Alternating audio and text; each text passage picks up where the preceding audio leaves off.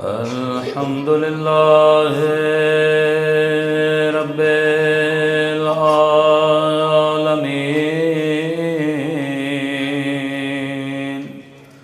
الحمد لله كما هو أهله.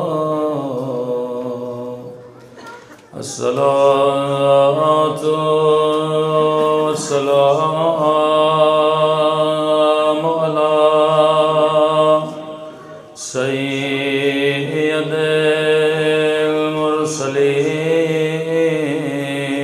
المرسلين وخاتم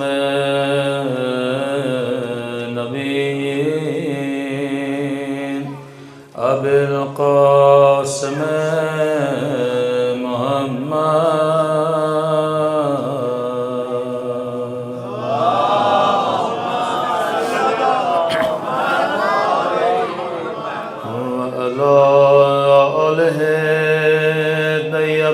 الطيبين الطاهرين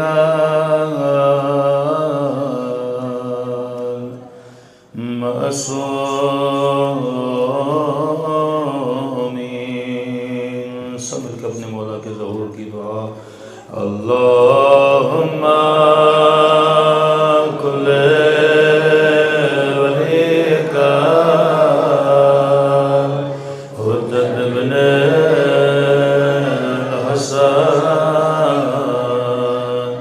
صلواتک علیہ وعلی آبائہ فی هذه الساعة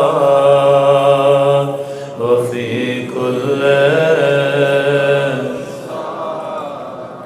ولیا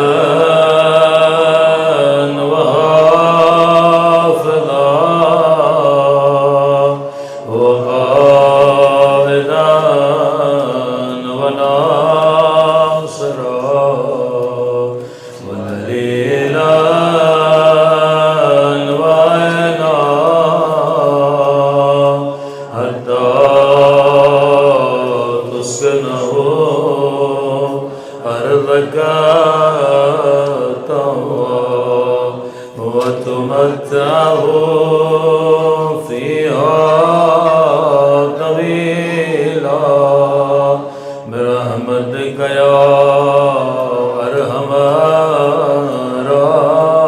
الراحمين. صلوات پڑھے محمد.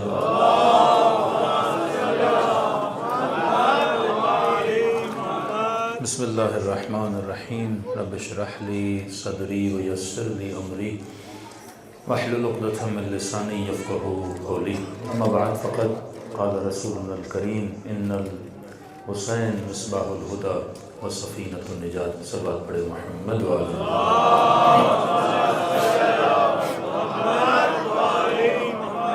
دعا ہے پروردگار عالم ہم سب کی عبادتوں کو اپنی بارگاہ میں قبول فرمائے اور جو مقصد زندگی لے کر اس سرزمین پہ تشریف لائے خدا ان مقاصد میں ہم سب کو کامیابیاں نصیب فرمائے. یقیناً جو بتایا ہوا ٹائم ہے اس سے ہم تھوڑا لیٹ ہو جا رہے ہیں کیونکہ آپ کو جتنی رش ہے ایک مجلس ہماری امام حسین کے حرم کی طرف ہے پھر دوسری یہاں ہے تو لہٰذا آتے آتے کافی دیر ہو جاتی ہے. تقریباً 5 مجالس آپ کی خدمت میں رہیں گے اور جو موضوع سخن رہے گا وہ یہ کہ جاذبہ دعوت حسینی اور قیام حکومت الہی. تو جو مسلسل مجلس میں آئیں گے تو انشاءاللہ کچھ لے کر فرش ازا سے اٹھ کے جائیں گے کہ پروردگار عالم نے اتنا بڑا اہتمام یعنی فرش ازا عاشوراء 40 لوگوں کا آنا یہ آپ مت سمجھیں کہ ایک اتفاق ہے. ہم اتفاقی عزادار ہیں, ہم اتفاقی ماتمی ہیں کہ مثلا کسی انسان نے کہا ماتم ایسے کیا جائے اور دیکھا دیکھی میں 300-400 ملین لوگ ماتم کر رہے ہیں, یا کسی نے کہا ہم جلوس نکالیں گے تو دیکھا دیکھی میں ہر شیعہ جلوس نکالتا ہے. اب وہ چاہے ہالینڈ چلا جائے، آسٹریلیا چلا جائے، انگلینڈ چلا جائے، وہ جلوس نہیں چھوڑتا۔ ہر شیعہ محرم کے اعضاء میں کالا لباس پہنتا ہے، ہر شیعہ امام حسین پہ گریہ کرتا ہے، مرثیہ، نوحہ، ماتم۔ جس طرح خدا کا حج ہے نا، حج کے اپنے ارکان ہیں، آپ طواف کرو گے 7 چکر، سعی صفا و مروہ کریں گے، اس کے بعد رمی جمرات ہے۔ جب یہ سارے ارکان آپ پورے کرتے ہو تو اسے کہتے ہیں اعمال حج آپ نے بجا لائے۔ تو دوسری طرف ایک طرح سے ارکان عزا ہیں کہ عزاداری کے بھی رکن ہیں۔ عزاداری امام حسین، ماتم نہ ہو تو عزاداری پوری نہیں، مصائب نہ ہو تو گویا مجلس پوری نہیں، محرم کا جلوس نہ ہو، کالا لباس نہ ہو، جس طرح حج میں سفید لباس ہے، ایام عزا میں کالا لباس ہے، ایک خاص خدا نے ارکان بنائے۔ دوسری چیز، الہی ارادے سے پروردگار عالم نے امام حسین کے ذکر میں کشش رکھی، ایک جاذبہ رکھا کہ دنیا کھنچتی ہوئی آتی ہے امام حسین کی طرف۔ علماء فرماتے ہیں ایک مرتبہ اپنی جیب سے پیسہ خرچ کر کے کسی اہل سنت کو لاؤ، ایک بار آپ لاؤ، اگلے سال وہ خود اپنی جیب سے پیسہ لگا کہ امام حسین کی زیارت کے لیے آئے گا۔ اتنی کشش کسی امام کی زیارت میں نہیں جتنی ابا عبداللہ حسین کی زیارت میں۔ آج ہم سے سوال کیا جاتا ہے امام حسین پہ گریہ کرتے ہیں، رسول خدا نے تو نہیں کیا۔ پھر آپ دلیل دیتے ہیں جناب حمزہ پہ گریہ کیا، کہتے ہیں 1 سال گریہ کیا، اس سے اگلے سال تو نہیں کیا، اس سے اگلے سال تو نہیں کیا، آپ تو 1400 سال گزر گئے امام حسین پہ گریہ کر رہے ہو۔ تو لو جناب حمزہ کی طرح 1 سال شیعہ غم مناتے، 2 سال شیعہ غم مناتے، 1400 سال ہر سال امام حسین کا غم منا رہے ہو۔ اب یہاں پہ بعض ہمارے بچے، نوجوان، بیٹیاں پریشان ہو جاتے ہیں، اب جواب کیا دیں؟ حقیقت بھی یہی ہے کہ جناب حمزہ کے لیے 1 سال عام الحزن، یہ نہیں کہ رسول خدا ہر سال جناب حمزہ پہ گریہ کرتے تھے یا ہر سال ان پہ اسی طرح روتے تھے جس طرح پچھلے سال یا پہلے سال ہوئے تھے۔ غم ہے، غم آہستہ آہستہ کیا ہوتا ہے؟ پرانا ہو جاتا ہے۔ یہ دنیا کا عجیب غم ہے جو پرانا ہوتا ہی نہیں ہے، جو ہر سال نیا ہے۔ اصلاً اس کا نیا ہونا یہ غیر عادی ہے، یہ نارمل چیز نہیں ہے کہ انسان پچھلے سال امام حسین پہ رویا، پھر جیسے محرم کے دن آتے ہیں جو کیفیت محرم میں ہوتی ہے پورے سال نہیں ہوتی۔ واقعاً انسان جب مصائب سنتا ہے تو یہ محسوس کرتا ہے کہ واقعاً امام حسین ابھی شہید ہوئے ہیں۔ ایک تو خدا نے اس غم میں اتنی تازگی کیوں رکھی، دوسرا شیعہ اس غم کو اس طرح کیوں میں یہ نہیں کہوں گا مناتے ہیں، بلکہ قدرت ان سے منواتی ہے، ان کے دلوں کو اتنا تیار رکھتی ہے امام حسین کے لیے کہ ان کی آنکھوں سے فوراً آنسو بہنا شروع ہو جاتے ہیں۔ کیوں غم امام حسین کو تازہ رکھا؟ اس کا ایک جواب یہ بھائی جناب حمزہ کی صرف بات نہیں ہے، ہمارے شیعوں کے 11 امام ہیں، ہم کسی بھی امام کا غم اس طرح نہیں مناتے جس طرح ابا عبداللہ حسین کا غم مناتے ہیں۔ آپ ہر امام کا غم 1 دن مناتے ہو، 2 دن مناتے ہو، میکسیمم امیر المومنین کا 3 دن آپ مناتے ہیں، وہ بھی لیالی قدر کی وجہ سے۔ کس امام کا جلوس اس طرح نکلتا ہے جس طرح امام حسین کا نکلتا ہے، کس امام کے لیے یہ اہتمام ہوتا ہے، مشی ہوتی ہے، اتنے موقب لگتے ہیں جتنے پروردگار عالم امام حسین کے لیے لگا رہا ہے۔ کس امام کی مٹی ہر سال خون سے تر ہو جاتی ہے جس طرح ابا عبداللہ حسین کی مٹی تر ہو جاتی ہے۔ کس امام کے لیے اتنے مرثیے لکھے گئے، اتنے نوحے لکھے گئے، اس طرح سے ماتم کیا جائے جس طرح ابا عبداللہ حسین کے لیے کیا جاتا ہے۔ تو اس سے محسوس ہوتا ہے کہ کربلا ایک خاص اہتمام کا نام ہے، کربلا ایک خاص جذبے کا نام ہے، کربلا ایک خاص کشش کا نام ہے کہ بگڑے ہوئے بچے جب عزاء حسین سے جڑتے ہیں تو سدھر جاتے ہیں۔ ایسے ایسے لوگ جو گناہان کبیرہ میں مبتلا تھے، عزا سے جڑے، انہوں نے گناہ کو چھوڑ دیا۔ اسی سال کوئی نوجوان ملا کہ مولانا میں عادی تھا شراب پینے کا، لیکن میں نے شراب چھوڑ دی۔ میں نے کہا کیا سوچ کے اور کیا سن کے چھوڑی؟ کا بس ایک مصیبت ابا عبداللہ حسین سنی، میں نے چھوڑ دی۔ میں نے کون سی مصیبت؟ کہ یہ میں نے ممبر سے سنا کہ یزید شراب پی رہا تھا اور بچی ہوئی شراب تشت میں پھینک رہا تھا۔ کہ میں نے اپنے آپ کو دیکھا کہ میں کون ہوں؟ حسین کا ماننے والا، اور کام وہ کرتا ہوں جو یزید کرتا تھا۔ ایک مصیبت نے انسان کی زندگی کو کیا کر دیا؟ صرف ایک نہیں، میں نے سینکڑوں واقعات بتائے ہیں، سوشل میڈیا پر آپ نے دیکھے بھی ہوں گے۔ رسول ترک کا واقعہ، علی گنداب کا واقعہ، ایسے ایسے افراد جن کی امید ہی نہیں تھی کہ یہ سدھریں گے۔ اب یہ نہیں کہ سلسلے کربلا نے صرف 1400 سال پہلے ہور بنائے، آج بھی ہور بنا رہی ہے۔ 1400 سال پہلے کسی مسیحی کو شیعہ کیا، آج بھی کر رہی ہے۔ 1400 سال کسی زہیر سنی کو شیعہ کیا، وہ آج بھی فرش ازا لوگوں کو مکتب اہل بیت کی طرف لا رہی ہے۔ آج جتنی کشش ہمارے یہاں موجود ہے کس کی وجہ سے ہے؟ ابا عبداللہ حسین کی وجہ سے۔ کیوں خمینی صاحب فرماتے ہیں کہ اگر محرم اور سفر نہ ہوتا تو اسلام زندہ نہ ہوتا۔ آج یہ اسلام اگر زندہ ہے تو کس کی وجہ سے؟ ازا ابا عبداللہ حسین کی وجہ سے۔ اب سوال خدا نے ازا کو زندہ کیوں رکھا؟ کیونکہ ہر مسلمان سورہ ہم پڑھتا ہے، سورہ ہم میں ایک دعا کرتا ہے، اہدنا الصراط المستقیم۔ بچی بالغ ہو، بیٹا بالغ ہو، یہ پڑھنا ہے، اہدنا الصراط المستقیم۔ ہدایت کی ذمہ داری کس کے پاس ہے؟ اللہ کے پاس۔ مجھے ہدایت کون دے گا؟ اللہ دے گا۔ اب سوال عالم اسباب ہے، خدا اگر ہدایت دے گا تو کس کے ذریعے سے دے گا؟ کوئی نبی بھیجے گا، کوئی امام بھیجے گا، کبھی آدم، کبھی نوح، کبھی شیس، کبھی ابراہیم، کبھی موسیٰ، کبھی عیسیٰ، کبھی یونس، کبھی لوط۔ تو اللہ انبیاء کے ذریعے سے قوموں کو ہدایت دیتا ہے۔ آخری نبی حضرت محمد، ختمی مرتبہ جس کے بعد کوئی نبی نہیں، اور اس نبی کے آنے کے بعد اللہ نے نبوت کے سلسلے کو ہی بند کر دیا۔ اب سلسلہ امامت شروع ہوا۔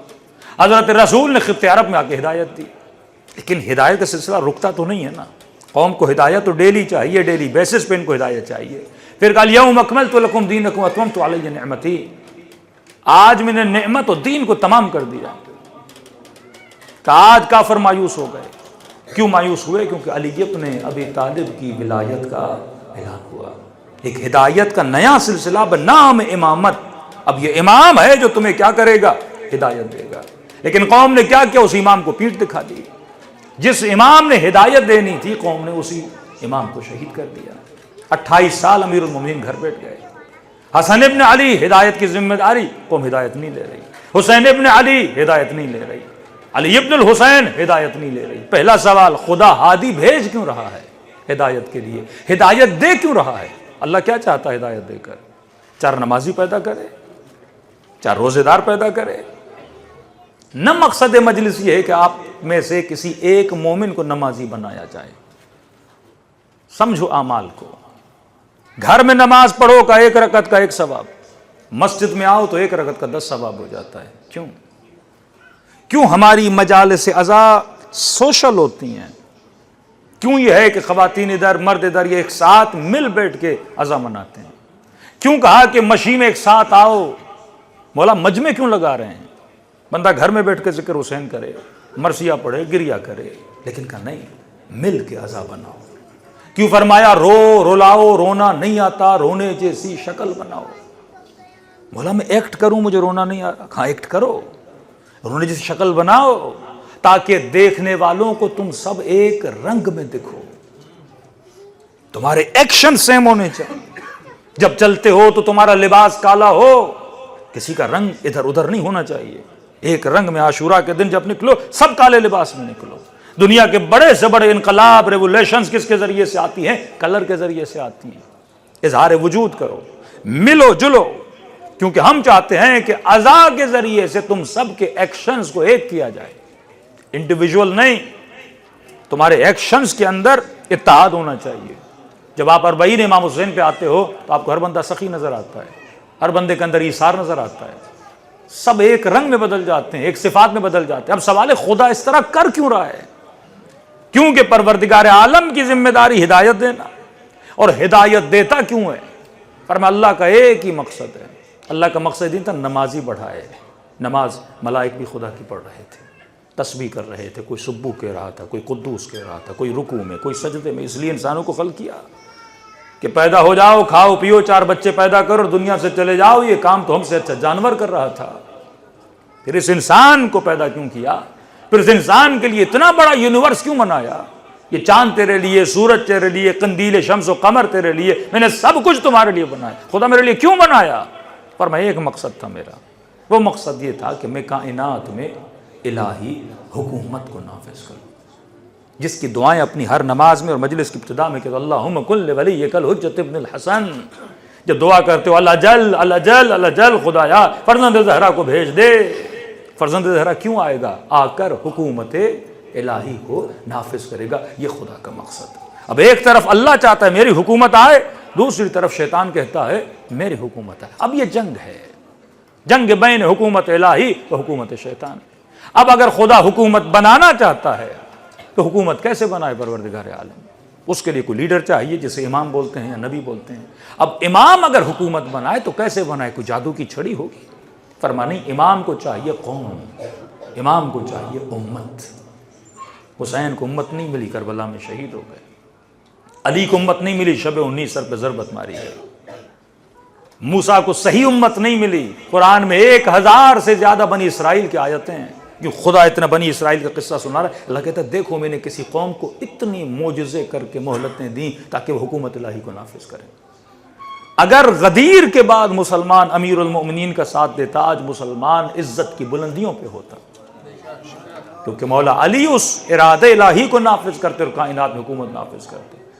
کبھی تمہارے ذہن میں یہ خیال نہ ہو کہ امام زمانہ آئیں گے اور معجزوں کے ذریعے سے اللہ کی حکومت کو نافذ کریں گے. نہیں، اگر معجزے سے حکومت کو نافذ کرنا ہوتا تو 1400 سال کا فاصلہ نہ ہوتا، اتنے قتل و غارت نہ ہوتے، اتنے مظلوم اور یتیم نہ ہوتے بچے. یہ بچے پوچھیں گے امام زمانہ سے کہ مولا اگر معجزے سے ہی حکومت کو بنانا تھا آپ 1000 سال پہلے آ جاتے. تو اگر معجزے سے قیام حکومت ہوتا تو امام حسین معجزہ کرتے، امام علی معجزہ کرتے. فرمایا نہیں، یہ آخری نبی کا زمانہ ہے، معجزے ختم. یہ عقلانیت کا زمانہ ہے. اپنے وجود کو خود اتنا مضبوط کرو کہ جب امام زمانہ آئے امام کی حکومت کے نفاذ کے لیے امام کی مدد کر سکو. اب سوال امام زمانہ آ گئے، ظہور ہو گیا. دنیا میں 150-200 ممالک ہیں، ان کے اندر مختلف صوبے اور شہر ہیں. اب امام کا دارالحکومت کوفہ. اب سوال یہ ہے کہ امام ہندوستان میں کس کو بھیجیں گے؟ اپنا نمائندہ بنا کر. پاکستان میں کس کو بھیجیں گے؟ ویسٹرن کنٹریز میں کس کو بھیجیں گے؟ پھر ان ملکوں کے اندر جتنے گاؤں ہیں وہاں پر کس کو بھیجیں گے؟ آپ کہیں گے مولانا اتنے شیعہ ہیں، مولا کسی کو بھیج دیں گے. بھائی اگر ان کی تربیت ہی نہیں ہوگی یہ پھر وہی خرد و برد کریں. ابن عباس جیسے کو بھیجا، امام علی طالب نے حساب مانگا تو ابن عباس حساب نہیں دے رہا تھا امیر المؤمنین کو. مالک اشتر کو بھیجا کہ مالک جا مصر کو سنبھال. ایسے ایسے افراد جن کو علی نے لگایا تھا، مال کو دیکھا تمہیں مال پیدا ہوا. حاکم کا اچھا ہونا صرف ضروری نہیں، وہ حاکم جو 400 500 600 1000 لوگ لگاتا ہے وہ بھی تو اتنے تربیت یافتہ ہوں.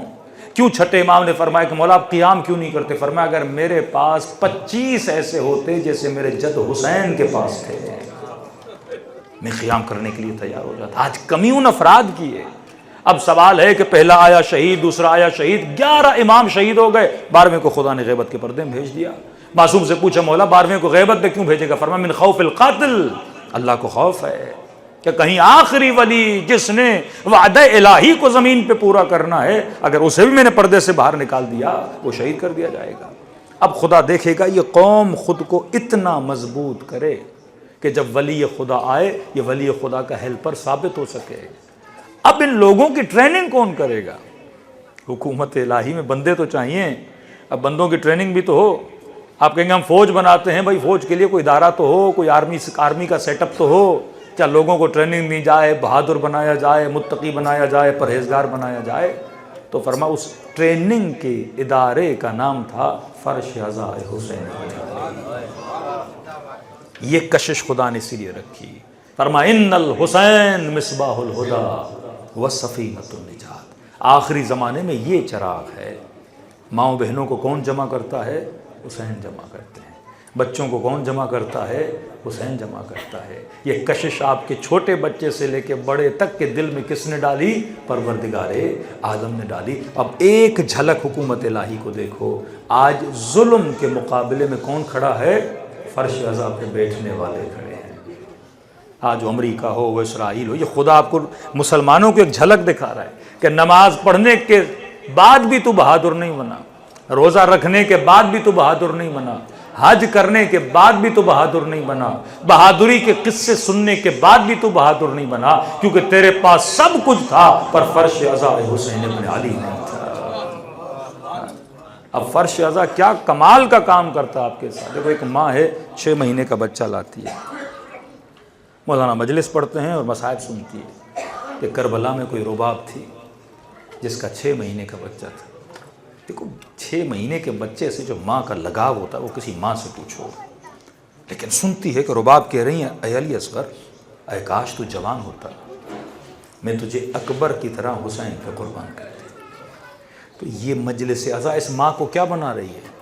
بہادر بنا رہی ہے نا، کہ تیرے بچے ہیں ہی اس کے لیے تاکہ تو اہل بیت پہ کیا کرے؟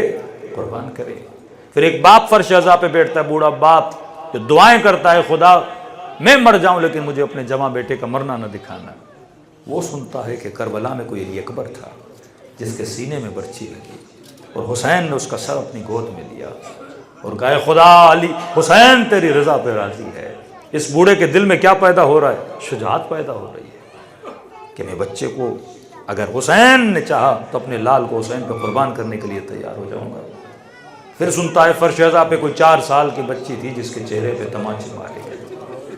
پھر سنتا ہے کوئی 13 سال کا قاسم تھا اور جس سے پوچھے کہ قاسم بتا کیف عندک الموت، تیرے لیے موت کیسی ہے؟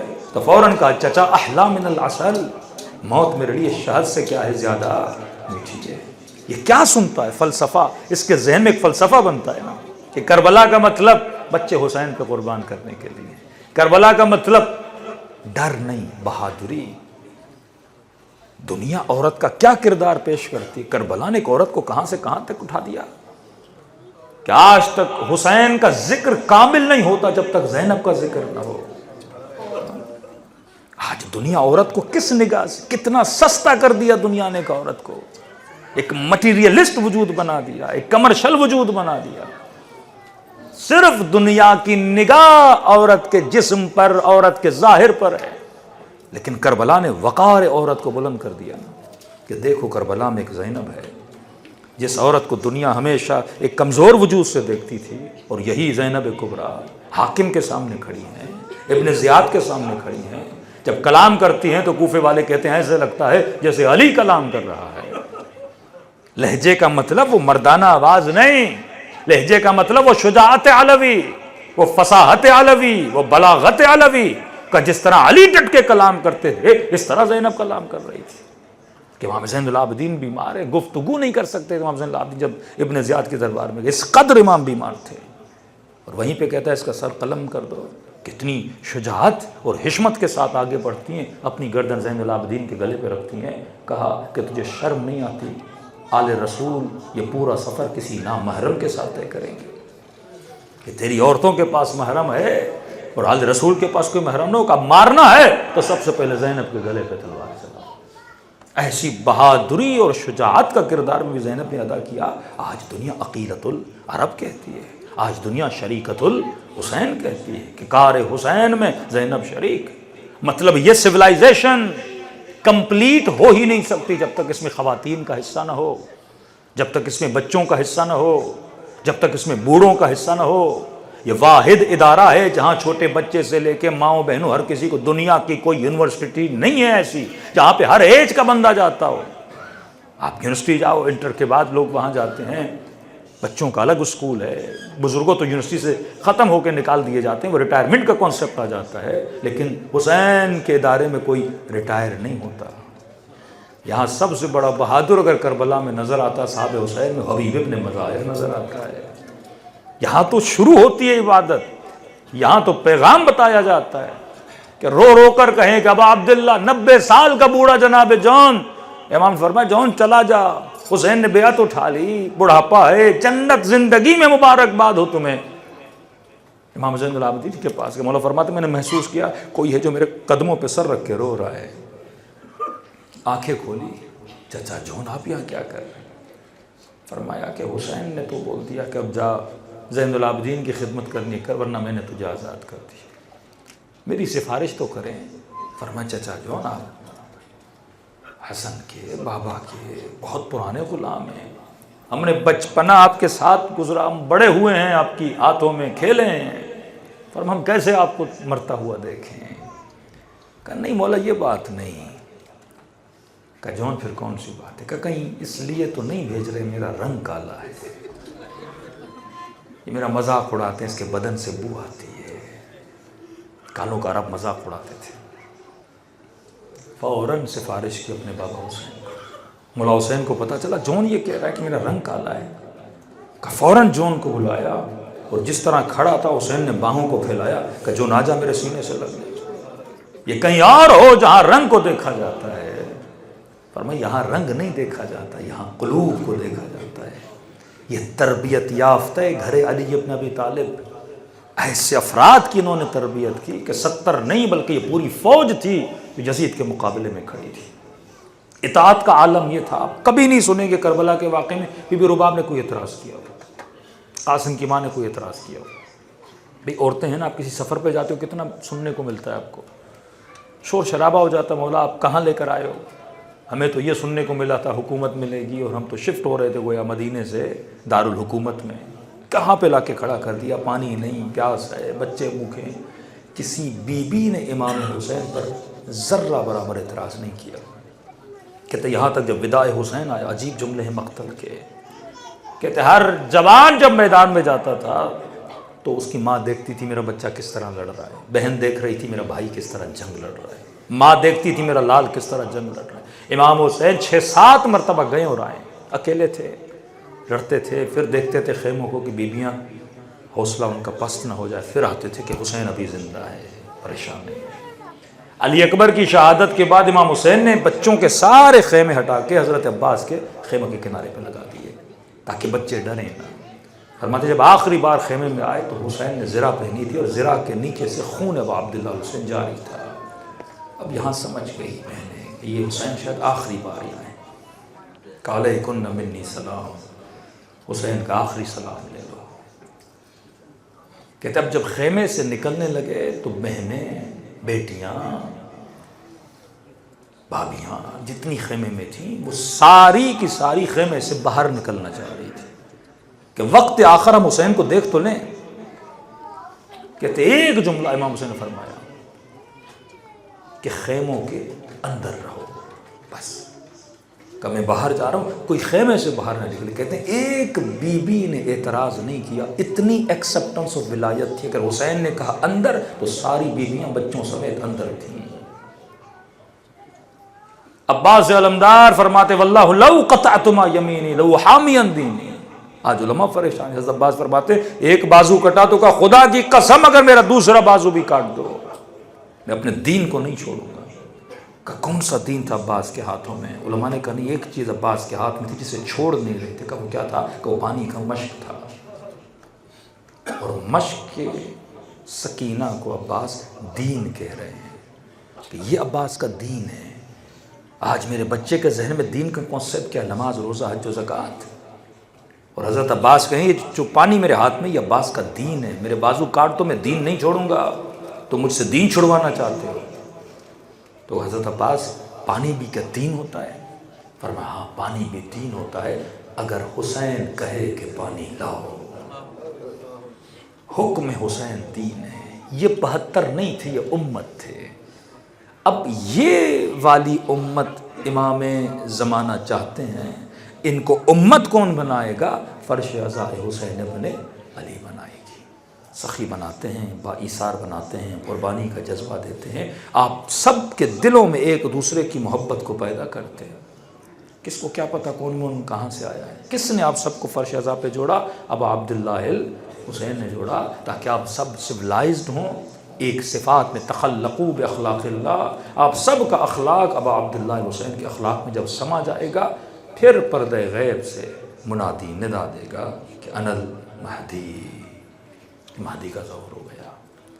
امام تب تک نہیں آئیں گے۔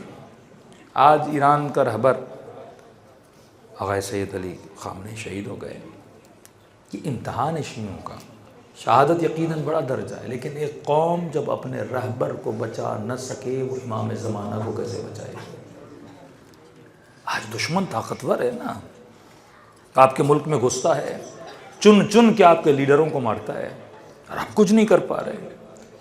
اسرائیل کے جہاز اڑتے ہیں، 70,000 مسلمانوں کو مار دیتا ہے، ایک بم سے ایک ہاسپٹل میں 250 نو مولود بچوں کو مار دیتا ہے، 60,000 بچوں کو یمن میں یتیم کرتا ہے، 1 ملین لوگوں کو عراق میں مارا ہے، صرف 1 ملین کو۔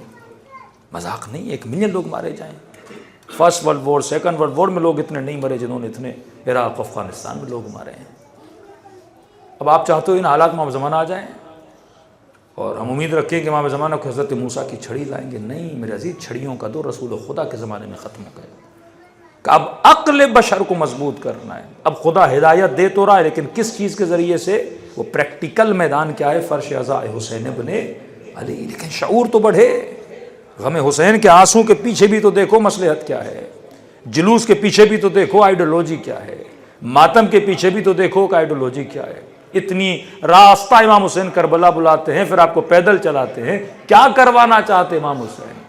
کہ آپ لبیک یا حسین کہہ کے کربلا کی طرف روانہ ہوتے ہو۔ زیارت رجبیہ میں پڑھتے تو لبیک یا داعی اللہ۔ جو لوگ یہ سمجھیں کہ امام حسین کی مدد صرف 61 ہجری میں کرنی تھی اور آج مولا کو مدد کی کیا ضرورت، پھر زیارت رجبیہ میں کیوں کہتے ہو لبیک یا داعی اللہ؟ اے اللہ کی دعوت دینے والے، میں آپ کو لبیک کہنے کے لیے آیا ہوں۔ کیا حسین کو مدد کی ضرورت تھی؟ نہ حسین کو کل مدد کی ضرورت تھی، نہ حسین کو آج مدد کی ضرورت ہے۔ کہ تجھے مدد کی ضرورت ہے، تھام حسین کا ہاتھ کہ حسین تیری مدد کرے۔ ان تنصر اللہ ینصرکم، اللہ کی مدد کرو گے تو خدا تمہاری مدد کرے گا۔ آج ہم اپنی مدد نہیں کر رہے، آپ کو 40 پہ بلا کر ایک دوسرے کی مدد کرنے کا سلیقہ سکھایا جاتا ہے کہ جب تک اپنے وجود میں انسانیت کو اعلیٰ درجے پہ نہیں پہنچاؤ گے تب تک امام زمانہ کا ظہور نہیں ہوگا۔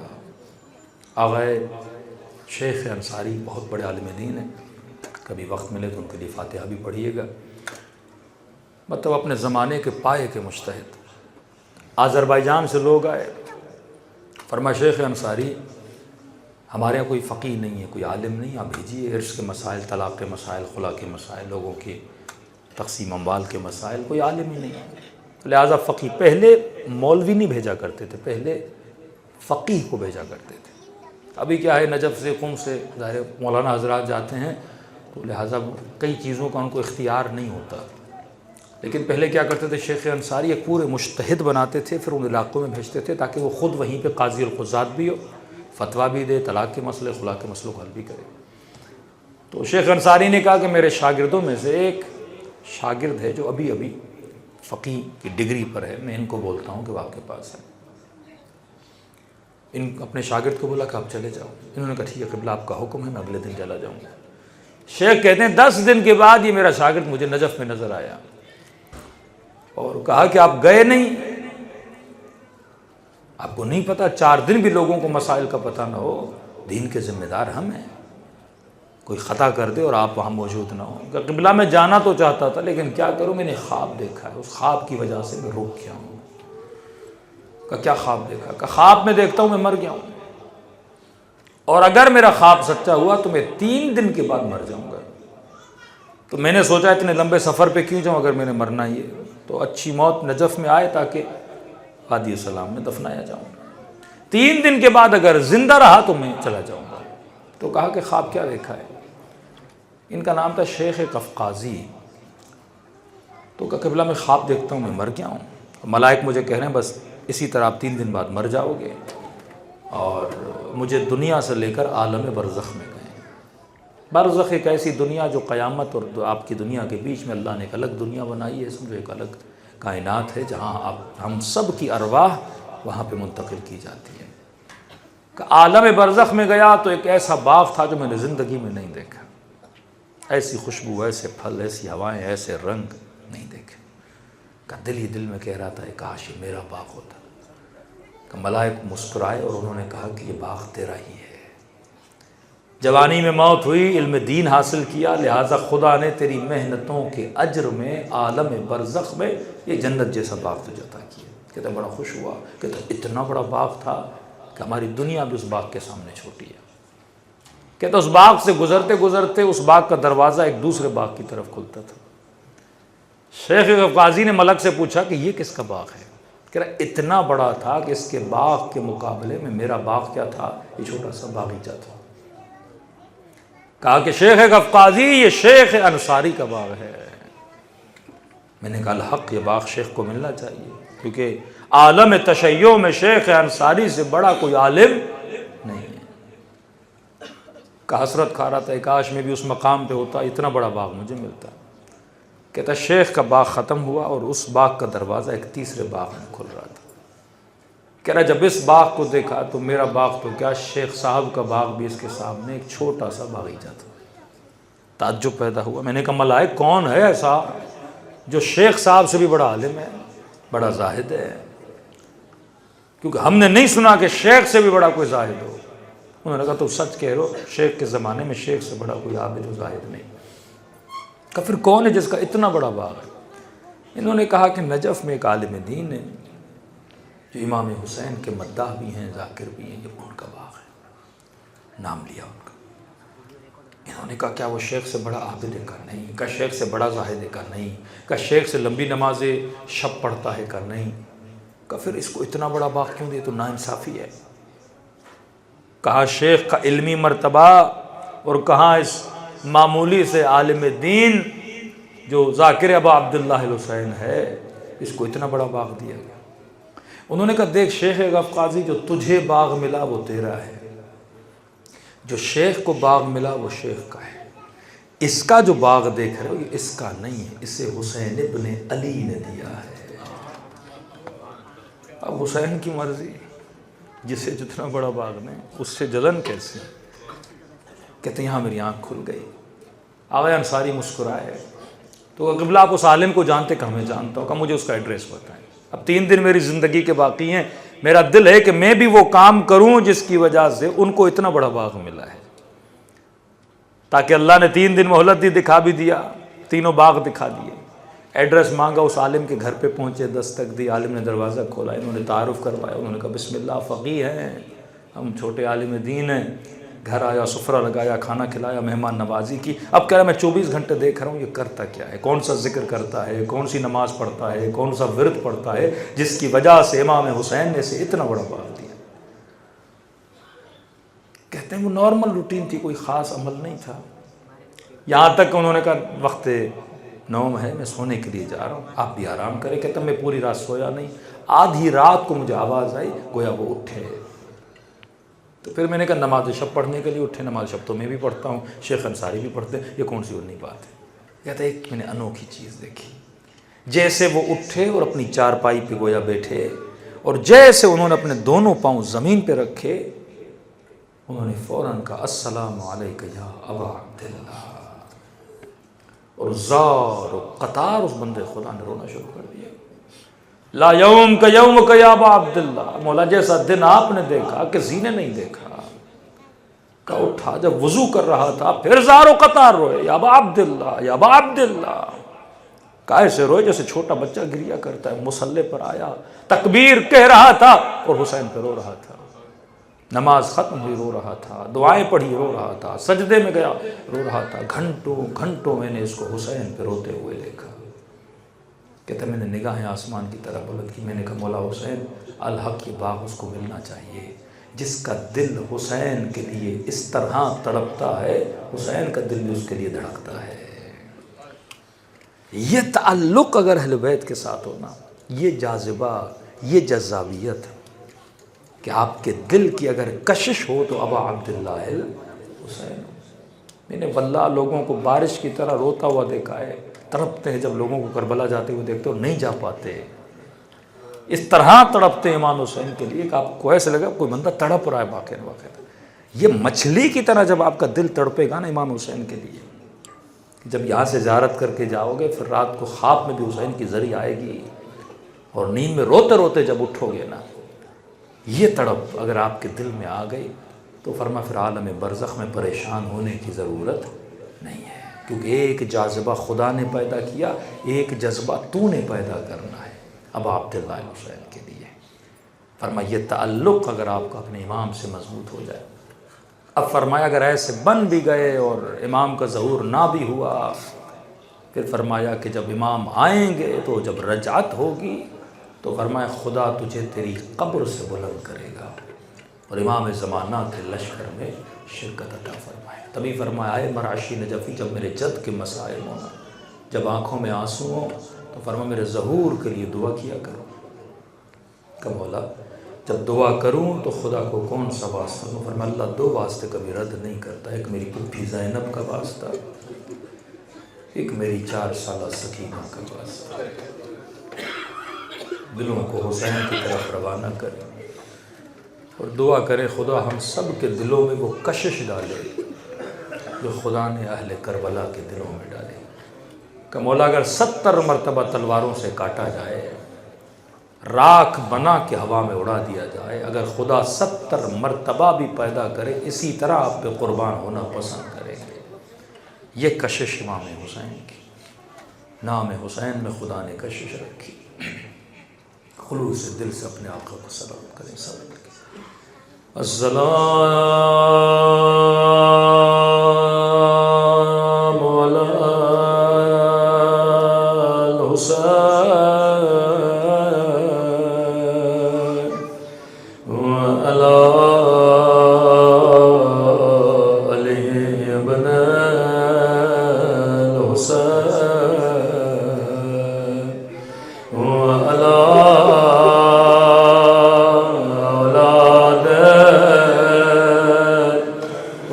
الحسین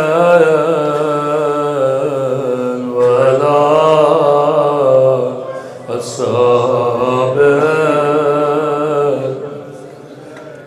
حسین کی صدا بلند ہو۔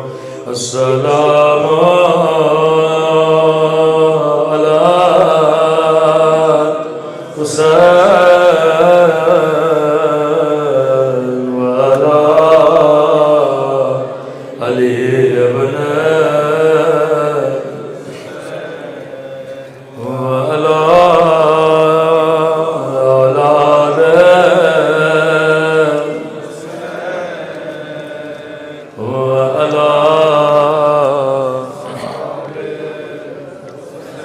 سب مل کے بلند آواز سے السلام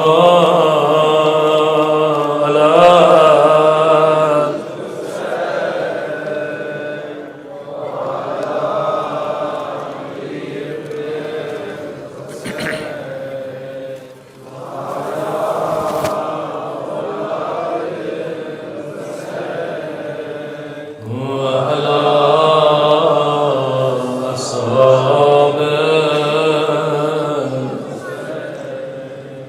سلام ہو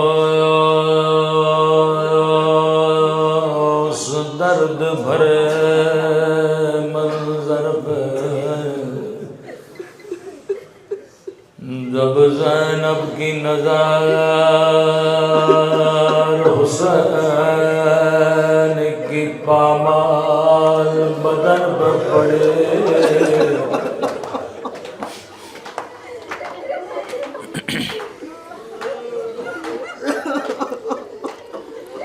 اگر آپ نے کسی مومن کو 4 سال پہلے دیکھا ہو اور آج وہی مومن کربلا میں نظر آئے، دیکھ کر کہو گے مومن میں نے تجھے کہیں دیکھا تھا۔ جو بہن 50 سال حسین کے ساتھ رہی ہو،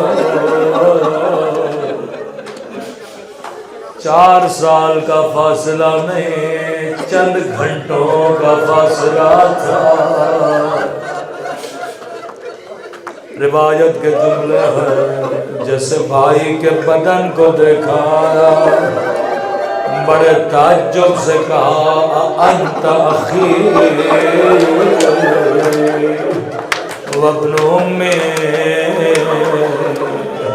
کیا تو ہی میرا حسین ہے، کیا تو ہی زہرا کا لال ہے۔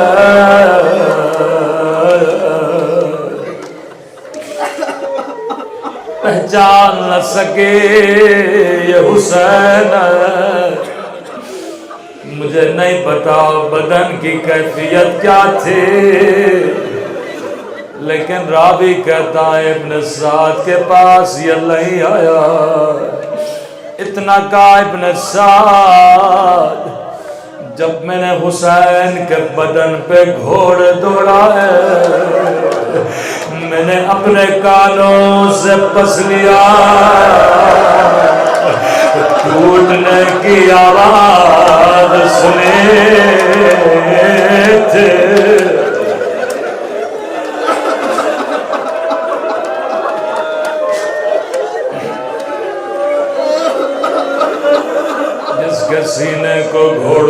ٹاپوں نے توڑ دیا،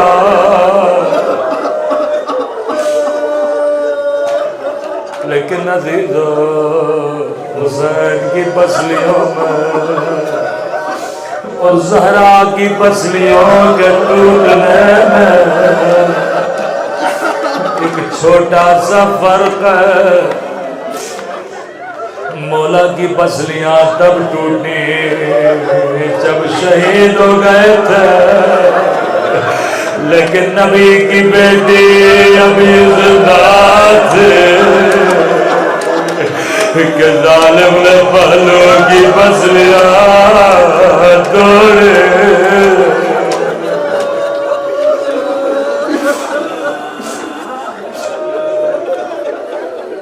بڑا پیار کرتے تھے اپنے حسین سے، تھوڑی آواز بڑھا دے، کیوں نہ کرے پیار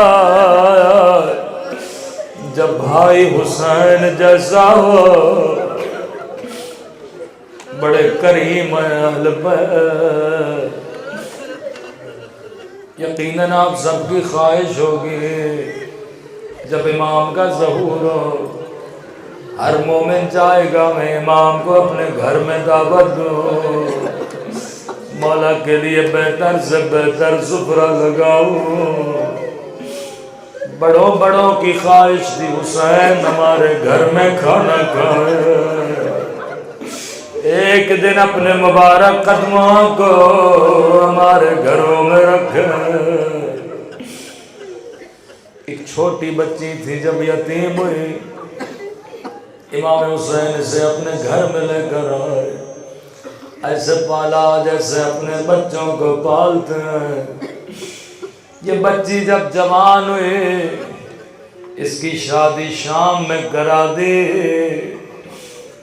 ہر سال مدینے آتی تھی، امام حسین سے ملتی تھی، کہتی تھی مولا میں اپنے شوہر کو بتاتی ہوں میرا حسین کتنا کریم ہے، مجھے ایسے پالا آیا جیسے اپنے بچوں کو پالتے ہیں۔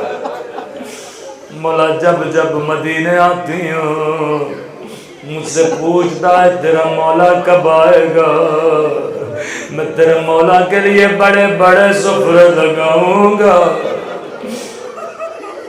امام کو بڑا پیار آیا، فرمایا شیرین ہم آئیں گے لیکن تو پہچان سکو گے۔ اتنا سننا تھا اپنی جگہ سے کھڑی ہو گئی، کہنے لگی مولا آیا اتنی نمک حرام نہیں، ان آنکھوں کو نکال دو جو اپنے مولا کو نہ پہچانے۔ مولا کو بڑا پیار آیا، فرمایا شیرین بیٹھو، تیرا قصور نہیں ہوگا، حالات بدل جائیں گے، لیکن شیرین حسین کی ایک وصیت یاد رکھنا۔ جی میرے مولا، فرمایا شیرین قیدی بڑے مظلوم ہوتے ہیں، قیدیوں کا خاص خیال رکھنا، جہاں قیدی دیکھو پانی ضرور پلانا، کھانا ضرور کھلانا۔ کہ مولا جب تک زندہ وصیت پہ عمل کروں گے، عزادارو شیرین اپنے وطن واپس چلے گئے اور زینب بے وطن ہو کر شام کے وطن میں آئی۔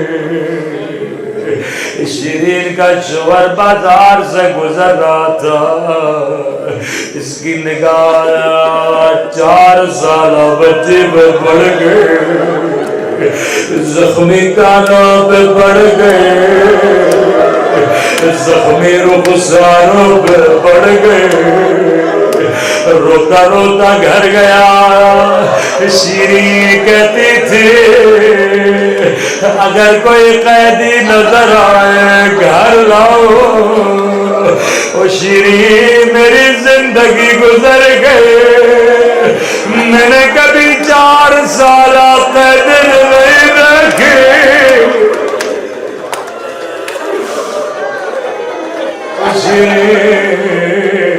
بڑے مظلوم قیدی آئے,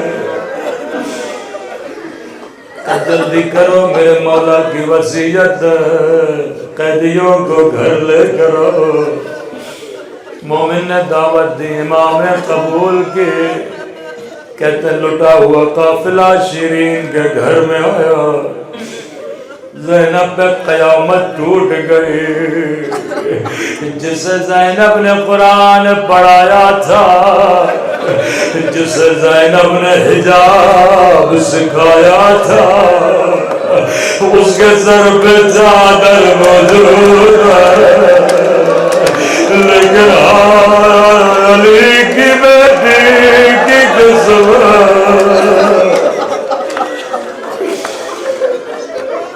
شیریں نے جلدی جلدی سے سفرے لگائے. قیدی بیوی ہو, جتنا پانی پینا ہے پی لو. نبی میں کھانے کا بندوبست کرتی ہوں. ایک قیدی بیوی نے کہا مومنہ پانی نہیں چاہیے, کھانا نہیں چاہیے, اگر اجازت ہو تیرے گھر میں ماتم کر لے,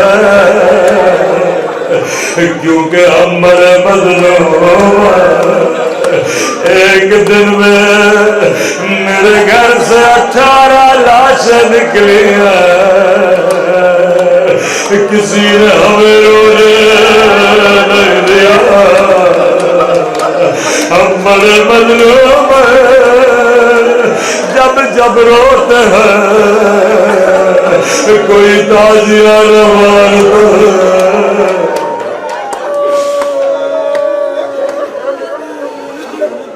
شیرین کو بڑا دکھ ہوا. قیدی بیویوں میں کیوں روکوں گی, میرے مولا کی وصیت قیدیوں کا خیال کرنا, جتنا رونا ہے رو لو. کہتے ہیں اجازت کا ملنا تھا, قیدی بیویوں نے گول حلقہ بنایا. ایک مرتبہ قیدی بیوی اٹھے, بڑا درد بھرا پہن کیا, رو کر کہنے لگی اے علی اکبر کے پیاسے بابا, اے علی اکبر کے غریب بابا. اکبر کا نام سنا تھا. شیریں نے کہا قیدی بیوی چپ ہو جا, یہ میرے مولا کے بیٹے کا نام ہے, اللہ اکبر پہ میرا بچہ قربان کرے. قیدی بیوی یہ نام نہ لے. قیدی بیویاں خاموش. شیریں تیرا گھر ہے, مگر اجازت نہیں, ماتم نہیں کریں گے. نہیں قیدی بیویوں دل دکھانا نہیں چاہتے, لیکن یہ نام نہ لے, میرا کلیجہ جلتا ہے. کیا تیرے مقبول کی کوئی بیٹی نہیں ہے, اس کا نام لے کے مائن کرو. یا بیٹی کا نام آنا تھا, پھر سے کوئی قیدی بیوی اٹھی, مائن کیا اے سکینہ کے پیاسے بابا, اے سکینہ کے غریب بابا. شیریں اپنی جگہ سے اٹھے, قیدی بیوی چپ ہو جا, یہ میرے مولا کی بیٹی کا نام ہے.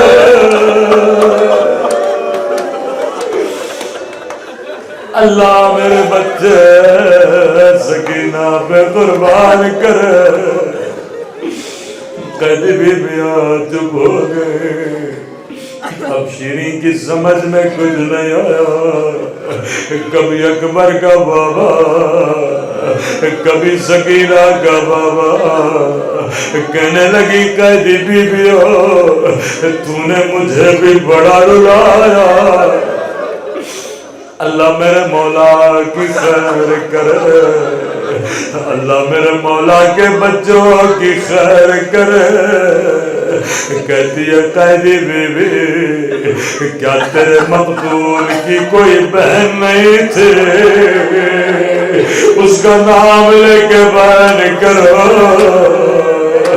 راوی کہتا ہے بہن کا نام آنا تھا، پورا مجمع خاموش ہوا، اٹھے تو کون اٹھے، کہتے ایک مرتبہ زینب اٹھے، بڑا درد بھرا بیان کیا، آئے اجڑی ہوئی زینب کے پیاس بھیا،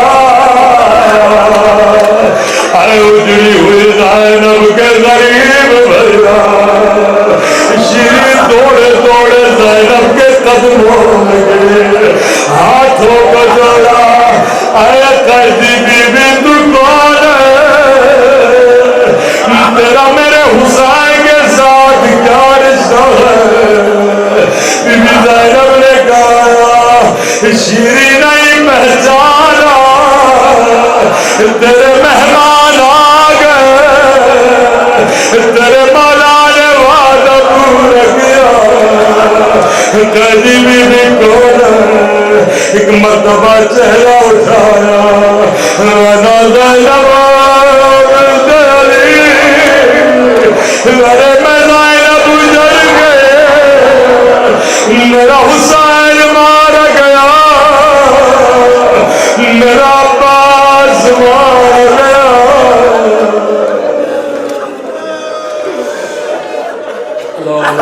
اللہ علی القوم الظالمین، ماتم حسین۔